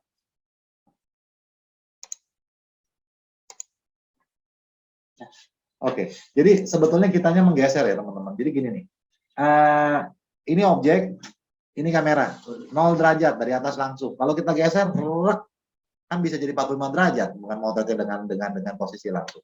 Nah, di sini buat saya ketika saya ingin memotret beberapa produk dengan jumlah yang lebih banyak, saya nggak sakit pinggang karena motretnya dari atas terus. Nah, tentunya pemotretan ini bisanya buat foto produk yang memang produknya nggak tumpah ya teman-teman. Motret food begini bisa nggak? Ya nggak bisa. Nah, bisanya untuk memotret produk-produk tertentu yang produknya itu produk bisa diletakkan. Jadi seperti misalkan yang difoto adalah buku misalkan. Banyak buku, ratusan buku, serial buku misalkan menjual banyak buku ya, itu bisa dilakukan dengan seperti itu. Atau memotret baju anak-anak misalkan, bisa juga dilakukan. Motret gamis bisa nggak dengan cara begini? Bisa, tapi ya susah amat, gede soalnya kan gamis. Yang mungkin lebih cocok untuk hal-hal yang sedikit lebih kecil dan baju anak-anak mungkin. Nah, ini penggambaran foto makanan ya. Foto makanan juga. Ketika misalkan kita punya foto produk makanan, kita mau motret, jangan motret begini ya teman-teman. Jadi ketika mau motret, ya kemasannya itu dibuka dulu. Ya memang betul mungkin kemasan tersebut terdelivery ke customer dengan plastik yang disegel. Tapi saya rasa akan lebih baik bahwa ketika hal tersebut dilakukan, plastik segelannya itu dibuka terlebih dahulu, baru kita bisa memotretnya dengan lebih baik. Nah, di sini mungkin kita bisa lihat ya. Alternatifnya adalah memotretnya dengan dari atas langsung. Memotret dari atas langsung punya alternatif di mana toppingnya kelihatan jelas. Ketika kita memotret 90 derajat langsung, toppingnya kelihatan jelas. Di sini yang difoto adalah yang di atas klaper, yang di bawah adalah makromesikutel. Jadi toppingnya kelihatan dengan jelas. Apabila kita memotretnya dengan langsung 0 derajat, langsung 90 derajat. Tapi pemotretan langsung dengan 90 derajat punya efek di mana kita nggak pernah tahu seberapa tebal sih kuenya. Jadi akhirnya alternatifnya adalah kalau saya pikir ketika bentuknya adalah kita perlu mempublish sebuah foto dengan single shoot, yang lebih baik adalah yang di sebelah kanan. Jadi di foto agak sedikit dari atas, tapi kemudian faktor kedalamannya sendiri kelihatan. Ini ya, jadi ketahuan tuh tebelnya seberapa sih gitu. Kalau ini kan kita nggak tahu kuenya atau makanannya setebal apa gitu. Kalau di sini kan jadi lebih terlihat tebalnya seperti apa.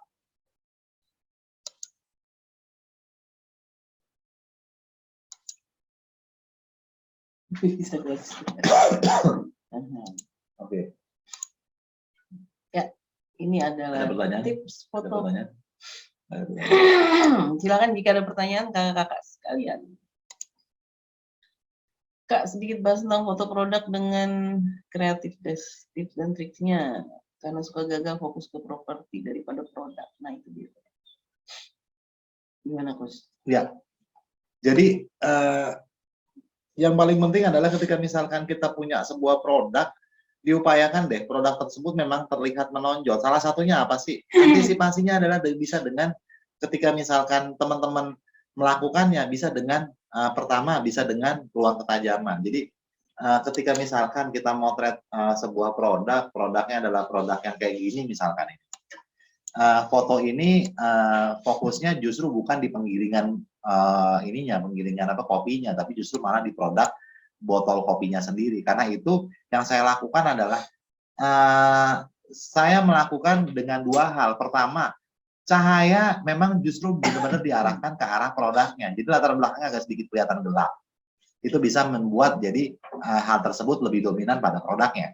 Terus hal yang lain adalah karena memang pada saat pemotretan ini saya menggunakan DSLR, saya bisa mengisolasi hal tersebut dengan ruang tajam. Jadi ruang tajamnya saya memang buat di produknya tajam dan di area belakangnya tidak terlalu tajam. Jadi apa sih yang bisa kita lakukan? Pertama kita bisa lakukan dengan salah satu contoh ini misalkan ya, kita bisa lakukan dengan memang ada perbedaan intensitas cahaya. Kalau misalkan memang aksesorisnya tersebut bisa diletakkan agak sedikit di belakang. Tapi apabila tidak, ya memang yang bisa dilakukan adalah melakukannya dengan membuatnya fokus terhadap objek tersebut. Ketika misalkan menggunakan DSLR mirrorless ya. Tapi ketika menggunakan smartphone berarti memang kita harus menyesuaikan dengan sebuah keadaan di mana keadaan tersebut diantisipasi untuk nggak terlalu banyak ornamen-ornamen yang akhirnya membuat produk kita sendiri nggak terlalu kelihatan. Foto ini cuma dua ya?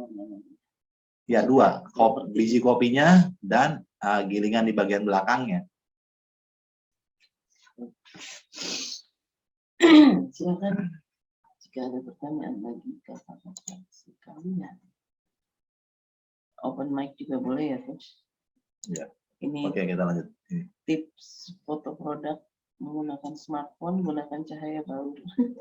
Saya nggak bisa ngomong, Coach. Gunakan setting manual, gunakan ISO rendah, Oke. 200. Coach Reja aja yang ngomong. Tips foto produk ketika menggunakan smartphone. Ketika menggunakan smartphone, kita motret food and product, apa sih yang bisa kita lakukan? Pertama, gunakan cahaya yang baur. Gunakan cahaya yang baur fungsinya buat apa? Pada saat kita memotret dengan cahaya yang baur, tentunya kita akan mendapatkan keadaan di mana keadaan tersebut tidak memiliki kontras yang tinggi. Jadi akhirnya foto kita terlihat soft. Karena biasanya memang foto food and product tidak memiliki keras yang terlalu keras. Terus kemudian gunakan setting manual kalau memungkinkan. Kalau nggak memungkinkan, bisa menggunakan exposure value yang digerak-gerakan. Apa yang diturunkan dan dinaikkan. Terus kemudian gunakan ISO rendah. Sebisa mungkin menggunakan ISO 100-200. Kalau terpaksa, gunakan ISO 400 nggak apa-apa. Masih bisa itu. Masih bisa, tapi ya hasilnya memang udah kurang baik. Tapi memang kalau terpaksa ya mau bagaimana lagi. Tapi ketika misalkan teman-teman sudah motret dengan ISO sampai dengan 1600, saya rasa sih udah terlalu tinggi ya.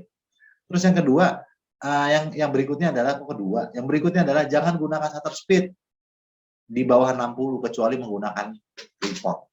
Jadi shutter speed itu juga penting ya. Shutter speed itu penting. Kalau misalkan shutter speed rendah, otomatis kita mengalami shaking blur. Ketika kita mau motret dengan shutter speed yang rendah, berarti logikanya kita perlu menggunakan tripod. Terus sebisa mungkin nggak menggunakan zoom. Ini di mana-mana di semua kelas smartphone saya selalu bilang. Kalau kita misalkan menggunakan zoom itu sebetulnya adalah mengurangi kualitas foto dengan sangat signifikan. Kenapa sangat signifikan? Karena smartphone lebih sering memiliki zoom-nya tersebut adalah digital zoom. Digital zoom adalah memotong sensor menjadi lebih kecil. Jadi ibaratnya pada saat melakukan yang kita zoom pada saat digital zoom, teman-teman misalkan punya kamera smartphone megapikselnya 24, zoom 2 kali jadi 12, zoom lagi jadi 6. Ya kan jadi mengecil terus gitu. Jadi ketika zoomnya udah kebanyakan, akhirnya jadi megapiksel yang digunakan sudah kecil dengan area sensor yang juga sangat kecil. Jadi akhirnya kualitasnya juga sudah tidak baik. Terus matikan fitur khusus dari smartphone-nya, itu penting banget. Dan yang paling penting, selalu penting adalah kenali smartphone kita, kenali kamera kita, dan banyak-banyak berlatih memotretnya. Satu lagi pun bersihkan lensanya. Jangan sampai lensanya ada sidik jari ya. Oke, Kak, kalau seandainya foto makanan, misal nasi goreng, lebih baik sendok garpunya taruh di atas piring atau di meja aja?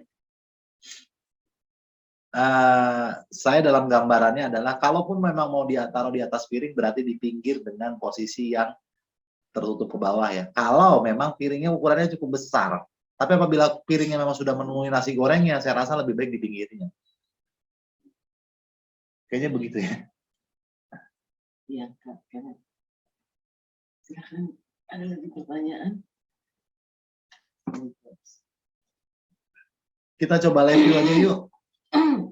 Kita coba memotret sebuah foto dengan menggunakan artificial light, dengan menggunakan lampu LED ya. Di sini kami menggunakan sebuah smartphone. Jadi motretnya pakai smartphone, terus kemudian menggunakan lampu LED 1800 lumen ya. Apa ya? Nggak boleh bapak.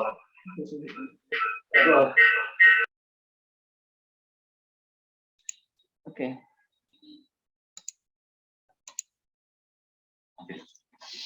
Oke, sebentar kita lihat ya. Nah, ini jarak lampu dengan objeknya agak sedikit jauh ya teman-teman. Jadi pada saat kita memotret dengan jarak yang agak jauh, berarti kita akan mendapatkan pembauran yang lebih bau daripada lampunya digerakkan ke arah yang dekat. Jadi makin dekat lampu tentunya akan membuat foto tersebut makin tidak terlalu tidak terlalu apa? Udah. Itu kenapa nggak di tengah-tengah? Itu geser itunya. Karena ada buletan. Oh, ada buletan. Oke. Sip. Jadi pada saat kita menggunakan sebuah lampu, objeknya itu dekat dengan objeknya, makin dekat ke objek, tentunya keadaannya jadi semakin lebih ini ya, lebih apa namanya, lebih terang dan juga lebih bisa dibilang lebih keras cahayanya. Makin jauh, makin lembut cahayanya, makin baur cahayanya. Jadi kalau misalkan kita deketin, dia akan makin deketin, dia akan makin keras dan makin terang. Kalau makin jauh, tentunya dia akan makin baur. Prinsipnya mungkin seperti itu. Jadi saran saya, lampunya juga nggak usah terlalu dekat-dekat amat. Oke, kita coba ya. Di sini yang digunakan adalah sebuah lampu LED dari arah salah satu arah sebelah kanan, terus kemudian sebelah kanan, terus kemudian bisa dibilang bahwa pemotretannya juga menggunakan smartphone. Nah, di sini kita lihat bahwa yang dimainkan adalah exposure value. Kita tinggal geser aja sesuai dengan kebutuhan. Kalau kita geser ke atas, fotonya jadi terlalu terang. Kalau kita geser ke arah bawah, tentu fotonya menjadi lebih gelap. Oke, kita coba dapetin yang sesuai. Coba difoto. Oke. Oke, ya kira-kira begitu ya. Terus juga apabila misalkan kita nambahin reflektor nih. Misalkan kita tambahkan sebuah reflektor, keadaan cahayanya akan jadi berbeda. Masukin reflektornya coba. Nih, teman-teman bisa lihat ya, keadaannya jadi agak ada keadaan yang berbeda ya, jadi lebih. Oh, sebentar, itu harus dimatikan. Oke. Nah, kita bisa lihat ya teman-teman, pada saat nggak menggunakan reflektor, shadow-nya kelihatannya lebih kencang. Pada saat menggunakan reflektor, shadow-nya kelihatan lebih baur atau lebih kelihatan lebih berkurang bayangan yang berada di sisi sebelah kiri. Coba kita foto. Nah, ini ketika menggunakan reflektor. Jadi pada saat menggunakan artificial light, kita bisa menggunakan satu buah lampu ataupun dua buah lampu sesuai kebutuhan sebetulnya. Dan kita juga bisa menggunakan reflektor. Nah, ini reflektornya di kiri. Oh, di kiri. Ini reflektornya kelihatan. Masukin reflektornya sedikit. Nah, itu reflektornya di situ tuh. Lampunya di sebelah kanannya, reflektornya di sebelah kiri. Jauhin sedikit, terlalu dekat. Ya, itu bisa menjadi ini. Jadi, keuntungannya kita ketika motret dengan artificial light, dan artificial light tersebut adalah artificial light adalah lampu LED, apapun yang kita lihat, itu adalah hasil fotonya. Jadi, keuntungannya adalah seperti itu ya, teman-teman. Nah, di sini kelihatan ya bahwa di sini ketika menggunakan satu buah lampu kelihatan bahwa area sebelah kirinya itu kelihatan gimana ada yang nelfon. Oke, kita bisa lihat bahwa ada bayangan di situ atau ada shadow di situ. Oke, kita foto coba.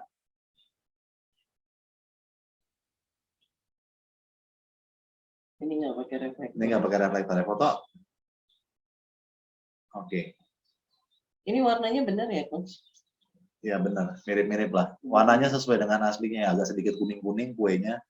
Nah, yang juga ingin saya katakan bahwa shadow atau bayangan itu nggak selamanya juga harus kita hilangin. Kita nggak usah juga terlalu mati-matian untuk menghilangkan bayangan. Selama bayangan tersebut tidak berada dalam objek kita dan tidak mengganggu nilai estetikanya, saya rasa bayangan tersebut nggak usah terlalu dipusingkan. Dalam hal ini aja, kalau saya ngelihatnya bahwa bayangan di sini masih nggak masalah. Walaupun misalkan kita ingin bayangannya jadi sedikit lebih berkurang, kita bisa menggunakan cahaya tambahan di sebelah kiri lagi dengan cahaya yang lebih baur. Nah, di sini ketika cahaya yang ditambahkan di sebelah kiri dengan cahaya yang lebih baur lagi, kita bisa lihat bahwa bayangannya betul-betul hilang. Nah, di sini kita nggak memiliki bayangan ya. Jadi yang digunakan adalah lampu belajar ditutup dengan sebuah kain putih transparan ya. Kain putihnya harus transparan karena kalau nggak transparan nanti nggak kelihatan nanti cahayanya terlalu sedikit yang keluar. Coach, kalau produk emang hidup ikan hias. Oh, ikan hias kalau ikan cupang Kak ya, terutama ikan cupang ya. Ikan cupang tuh ikan cupang tuh paling enak adalah memotretnya dengan latar belakang yang bentuknya latar belakang yang hitam. Jadi kalau motretnya misalkan ikan hiasnya adalah ikan cupang kebetulan atau ikan hias apapun itu ya. Jadi Kakak bisa memotret dengan sebuah akuarium yang agak sedikit tipis. Terus kemudian ikan yang berada di dalamnya, terus latar belakangnya gelap, dan lightingnya itu berasal dari atas. Lightingnya berasal dari atas mengarah ke bawah. Nanti kita akan bisa dapetin di mana ikan tersebut warnanya terlihat baik dengan background yang juga terlihat pekat dan hitam. Itu bisa menjadi alternatif tentunya. Ikannya pasti di dalamnya. Iya pasti di dalamnya, kalau nggak di dalamnya mati kan. Kadang-kadang juga ngaco kalau ngomong. Jadi ikan hias bisa seperti itu. Terus kalau ikan hiasnya misalkan bukan ikan hiasnya bukan ikan cupang, ya saya pikir yang bisa dilakukan juga sama ya. Pada saat memotret ikan hias, sebetulnya sejujurnya sih akan lebih mudah memotret ikan hias dengan akuarium yang bentuknya itu memang kotak daripada akuarium yang bentuknya bulat ya. Jadi misalnya motret ikan mas koki dengan akuarium bentuknya bulat tuh, itu saya rasa kendalanya akan lebih besar. Kenapa begitu? Karena refleksi masing-masing sudut berbeda-beda. Tapi ketika misalkan bentuknya adalah akuarium yang bentuknya adalah akuarium tipis dan berbentuk kotak, ada ikannya di dalam, ikannya masih di dalam, ada ikannya di dalam dengan background yang gelap, terus kemudian lightingnya berasal dari atas. Ya, baik. Kak Lisa tanya nih, Coach. Coach Antares, coba di setting pakai yang pro. Mau lihat seperti apa proses dan hasilnya. Oke, kita lihat ya. Kalau kita menggunakan Pro, oke kita gunakan Pro ya. Kita gunakan Pro, pertama kali mungkin yang perlu dilakukan adalah shutter speed-nya mungkin dinaikin lagi. Naikkan shutter speed-nya. Ya, kita bisa gunakan ya dengan shutter speed yang lebih lambat ataupun lebih cepat. Makin cepat pastinya akan membuat cahaya lebih sedikit yang masuk, ataupun makin lambat berarti cahaya yang masuk akan makin banyak. Nah, di sini yang paling penting juga ketika kita menggunakan Pro adalah kita bisa menggunakan dengan white balance ya. White balance-nya beda-beda nih Kak. Apabila kita menggunakan white balance di tungsten, ini tungsten atau incandescent ya. Jadi warnanya biru banget gitu. Kenapa warnanya biru? Karena memang sebetulnya itu untuk karakteristik warna yang warnanya ke arah kuning. Jadi biru banget. Ini nggak mungkin kita gunakan. Coba daylight. Coba daylight. Nah, ini daylight. Terus kemudian yang sebelahnya, ini fluorescent, lampu neon. Sebelahnya Cloudy. Cloudy agak sedikit mirip ya, karena memang Cloudy itu kan kira-kira 6000 Kelvin. Terus kemudian kalau kita lihat lagi bagian belakangnya, apa itu Kelvin? Oke, coba digeser ke 6200 Kelvin. Oh, banyak banget. 6500. Oke. Nah, keadaannya seperti ini ya, agak sedikit kecoklat-coklatan karena memang kuenya juga berwarna kuning. Jadi kan misalkan memang kita mau memotret, kita bisa gunakan daylight atau menggunakan Kelvin. Kalau Kelvin kita bisa pilih, Kelvinnya kira-kira 6000 sampai dengan 6000 sampai dengan 6500. Coba dibandingin tadi deh. speednya jadinya auto atau Speednya disesuaikan aja. bukan tadi akhirnya Enggak, sepertiga dua itu. Speednya sepertiga dua. Coba lihat dua buah gambar deh. Bisa nggak? Dua buah gambar. Ini adalah hasil dari white balance yang menggunakan 6500 Kelvin. Di sebelahnya ini menggunakan white balance dari incandescent ataupun tungsten ya. Jadi kelihatan banget gitu. Ketika misalkan kita motret produk, terus produknya kita motret dengan white balance yang salah, ya hasil warnanya juga salah, berubah gitu.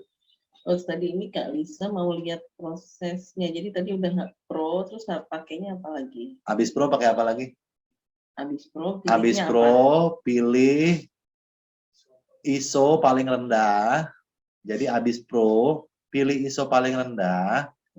Nah kan ISO paling rendahnya di 100 ya. Pilih ISO paling rendah. Sudah, di ISO paling rendah. Terus kemudian pilih shutter speed disesuaikan. Shutter speednya disesuaikan di berapa ya dapatnya? Di sini kayaknya dapatnya di 1/32 nih. Ini kan pakai tripod ya. Karena ini pakai tripod ya. Pastinya ketika kita motret dengan food and product, saran saya sih gunain tripod aja. Agar pada saat memotret, ketika kita memotret dengan shutter speed lambat, kita bisa masih memotretnya dengan tidak goyang atau tidak mengalami shaking blur. Begitu mungkin Kak Lisa. Jadi ya bisa dilakukan. Ya tadi udah. Yang pertama kali adalah tentukan ISO-nya gunakan ISO 100. Tadi sudah ditentukan ISO-nya ISO 100. Terus kemudian oke. Terus kemudian habis ISO-nya ISO 100, terus kemudian geser ke arah Shutter speed yang bisa digunakan adalah tadi di posisi 32 ya, baru normal ya, 30 ya, seperti 30 dengan ISO 100 terlihat normal. Terus kemudian kita bisa antisipasi juga penggunaan white balance. White balance ya kita ganti misalkan kita menggunakan di posisi auto. Coba auto kayak apa? Ini auto white balance. Autonya nggak terlalu pas ya. Autonya agak sedikit kebiru-biruan. Karena itu memang saran saya ketika misalkan menggunakan untuk foto and product dan menggunakan lampu LED, pindahkan saja ke posisi daylight. Coba pindah ke posisi daylight. Daylight tuh kira-kira begini hasilnya. Hampir normal ya. Atau bisa gunakan 6500 Kelvin. Itu juga bisa menggunakan Kelvin di 6500 Kelvin dan tinggal di foto. Kalau fotonya ini pakai handphone, Kak? Pakai handphone, Kak. Bukan pakai kamera, pakai handphone. Motretnya pakai handphone. Nah, kita dapetin ya gambarnya ya. Ini fotonya pakai handphone dengan lampu LED. Ya, bukan dengan kamera ya. Nah, jadi langkahnya apa sih? Kita ulangin ya. Langkah ketika teman-teman motret pakai Pro. Pertama kali ISO-nya tuh pilih ke paling rendah dulu. Pakai Pro, pilih ISO-nya ke paling rendah dulu. Ya, oke, kita dapetin ISO paling rendah. Terus kemudian yang kita harus atur apa? Keduanya adalah exposure-nya. Exposure-nya kita atur coba. Kalau 1 detik, keterangan dong. Kita mau 1/500, terlalu gelap. Terus kita cari misalkan di 1/60. 1/60. Belum berubah di sini. Ngebris. Nah, kalau ini yang ngebris.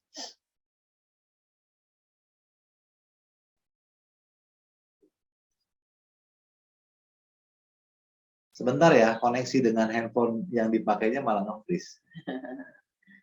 Nyari ada ISO, exposure, dan lain-lain di mana ya? Di smartphone? Di mode Pro, Kak. Di mode pakar atau mode Pro. Kalau teman-teman yang menggunakan iPhone tuh memang nggak punya akses buat hal tersebut. Salah satunya bisa menggunakan software third party. Software third party bisa menggunakan Lightroom Mobile atau Lightroom. Nah, di Lightroom ada menu kamera. Menu kamera di Lightroom kita bisa mengakses hal tersebut pada iPhone. Oke, kita coba lagi ya. Pertama kali apa sih? ISO-nya kita ubah. Kita ubah ke 100. Kenapa sih 100? Karena 100 itu adalah ISO yang bisa dibilang pada smartphone. Ini adalah ISO paling rendah. Dan ISO paling rendah memiliki kualitas yang paling baik. Udah ISO 100? Oke, ISO 100. Terus kemudian pilih shutter speed-nya. Pilih shutter speed-nya kira-kira di 30. Oke, di 30.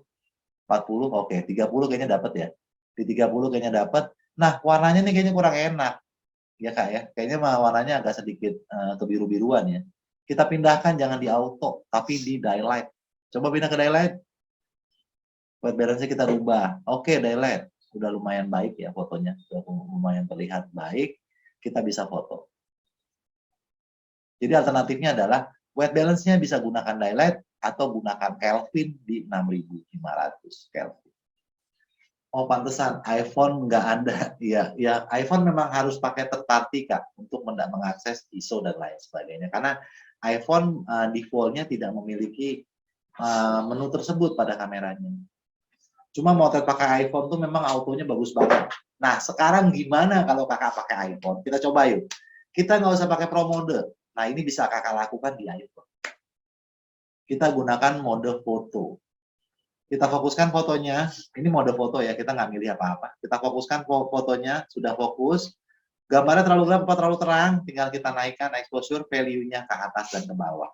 Nah, ini semua smartphone, termasuk iPhone, bisa melakukannya.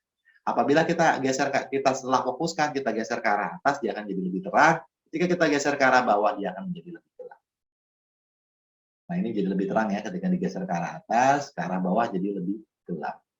Sampai kita mendapatkan sesuatu yang tepat dan kita memotretnya.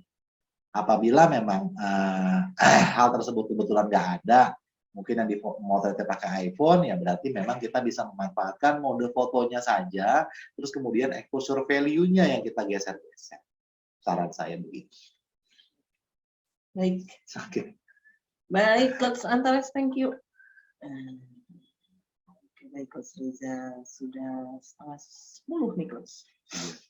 Baik kakak-kakak sekalian, besok seperti biasa di pukul 10 ya Coach Reza ya. Pukul 10 ya, ada pengumpulan tugas, terus kemudian juga seperti biasa tugas akan direview menggunakan video, apa namanya, ya begitulah.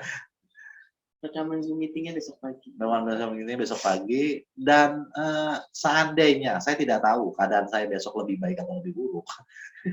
Seandainya saya agak slow respon, mohon dimaafkan. Karena memang saya sedang demam. Baik, terima kasih kakak-kakak semua. Sampai bertemu besok, nanti admin akan memberikan tugasnya. Iya, admin akan memberikan tugas untuk pemotretan hari ini. Jadi kakak-kakak ketika misalkan perlu melengkapi sesuatu, yang perlu dilengkapi adalah kalau misalkan kakak memotret dengan artificial light, bisa menggunakan lampu LED, perlu diantisipasi mungkin ya, dibeli lampu LED dengan apa namanya, lampu belajar. Lampu belajar ini paling murah di marketplace ya. Saya beli 40 ribuan harganya. Kalau di toko dekat rumah harganya 80 ribu, tapi kalau di marketplace harganya 40 ribuan.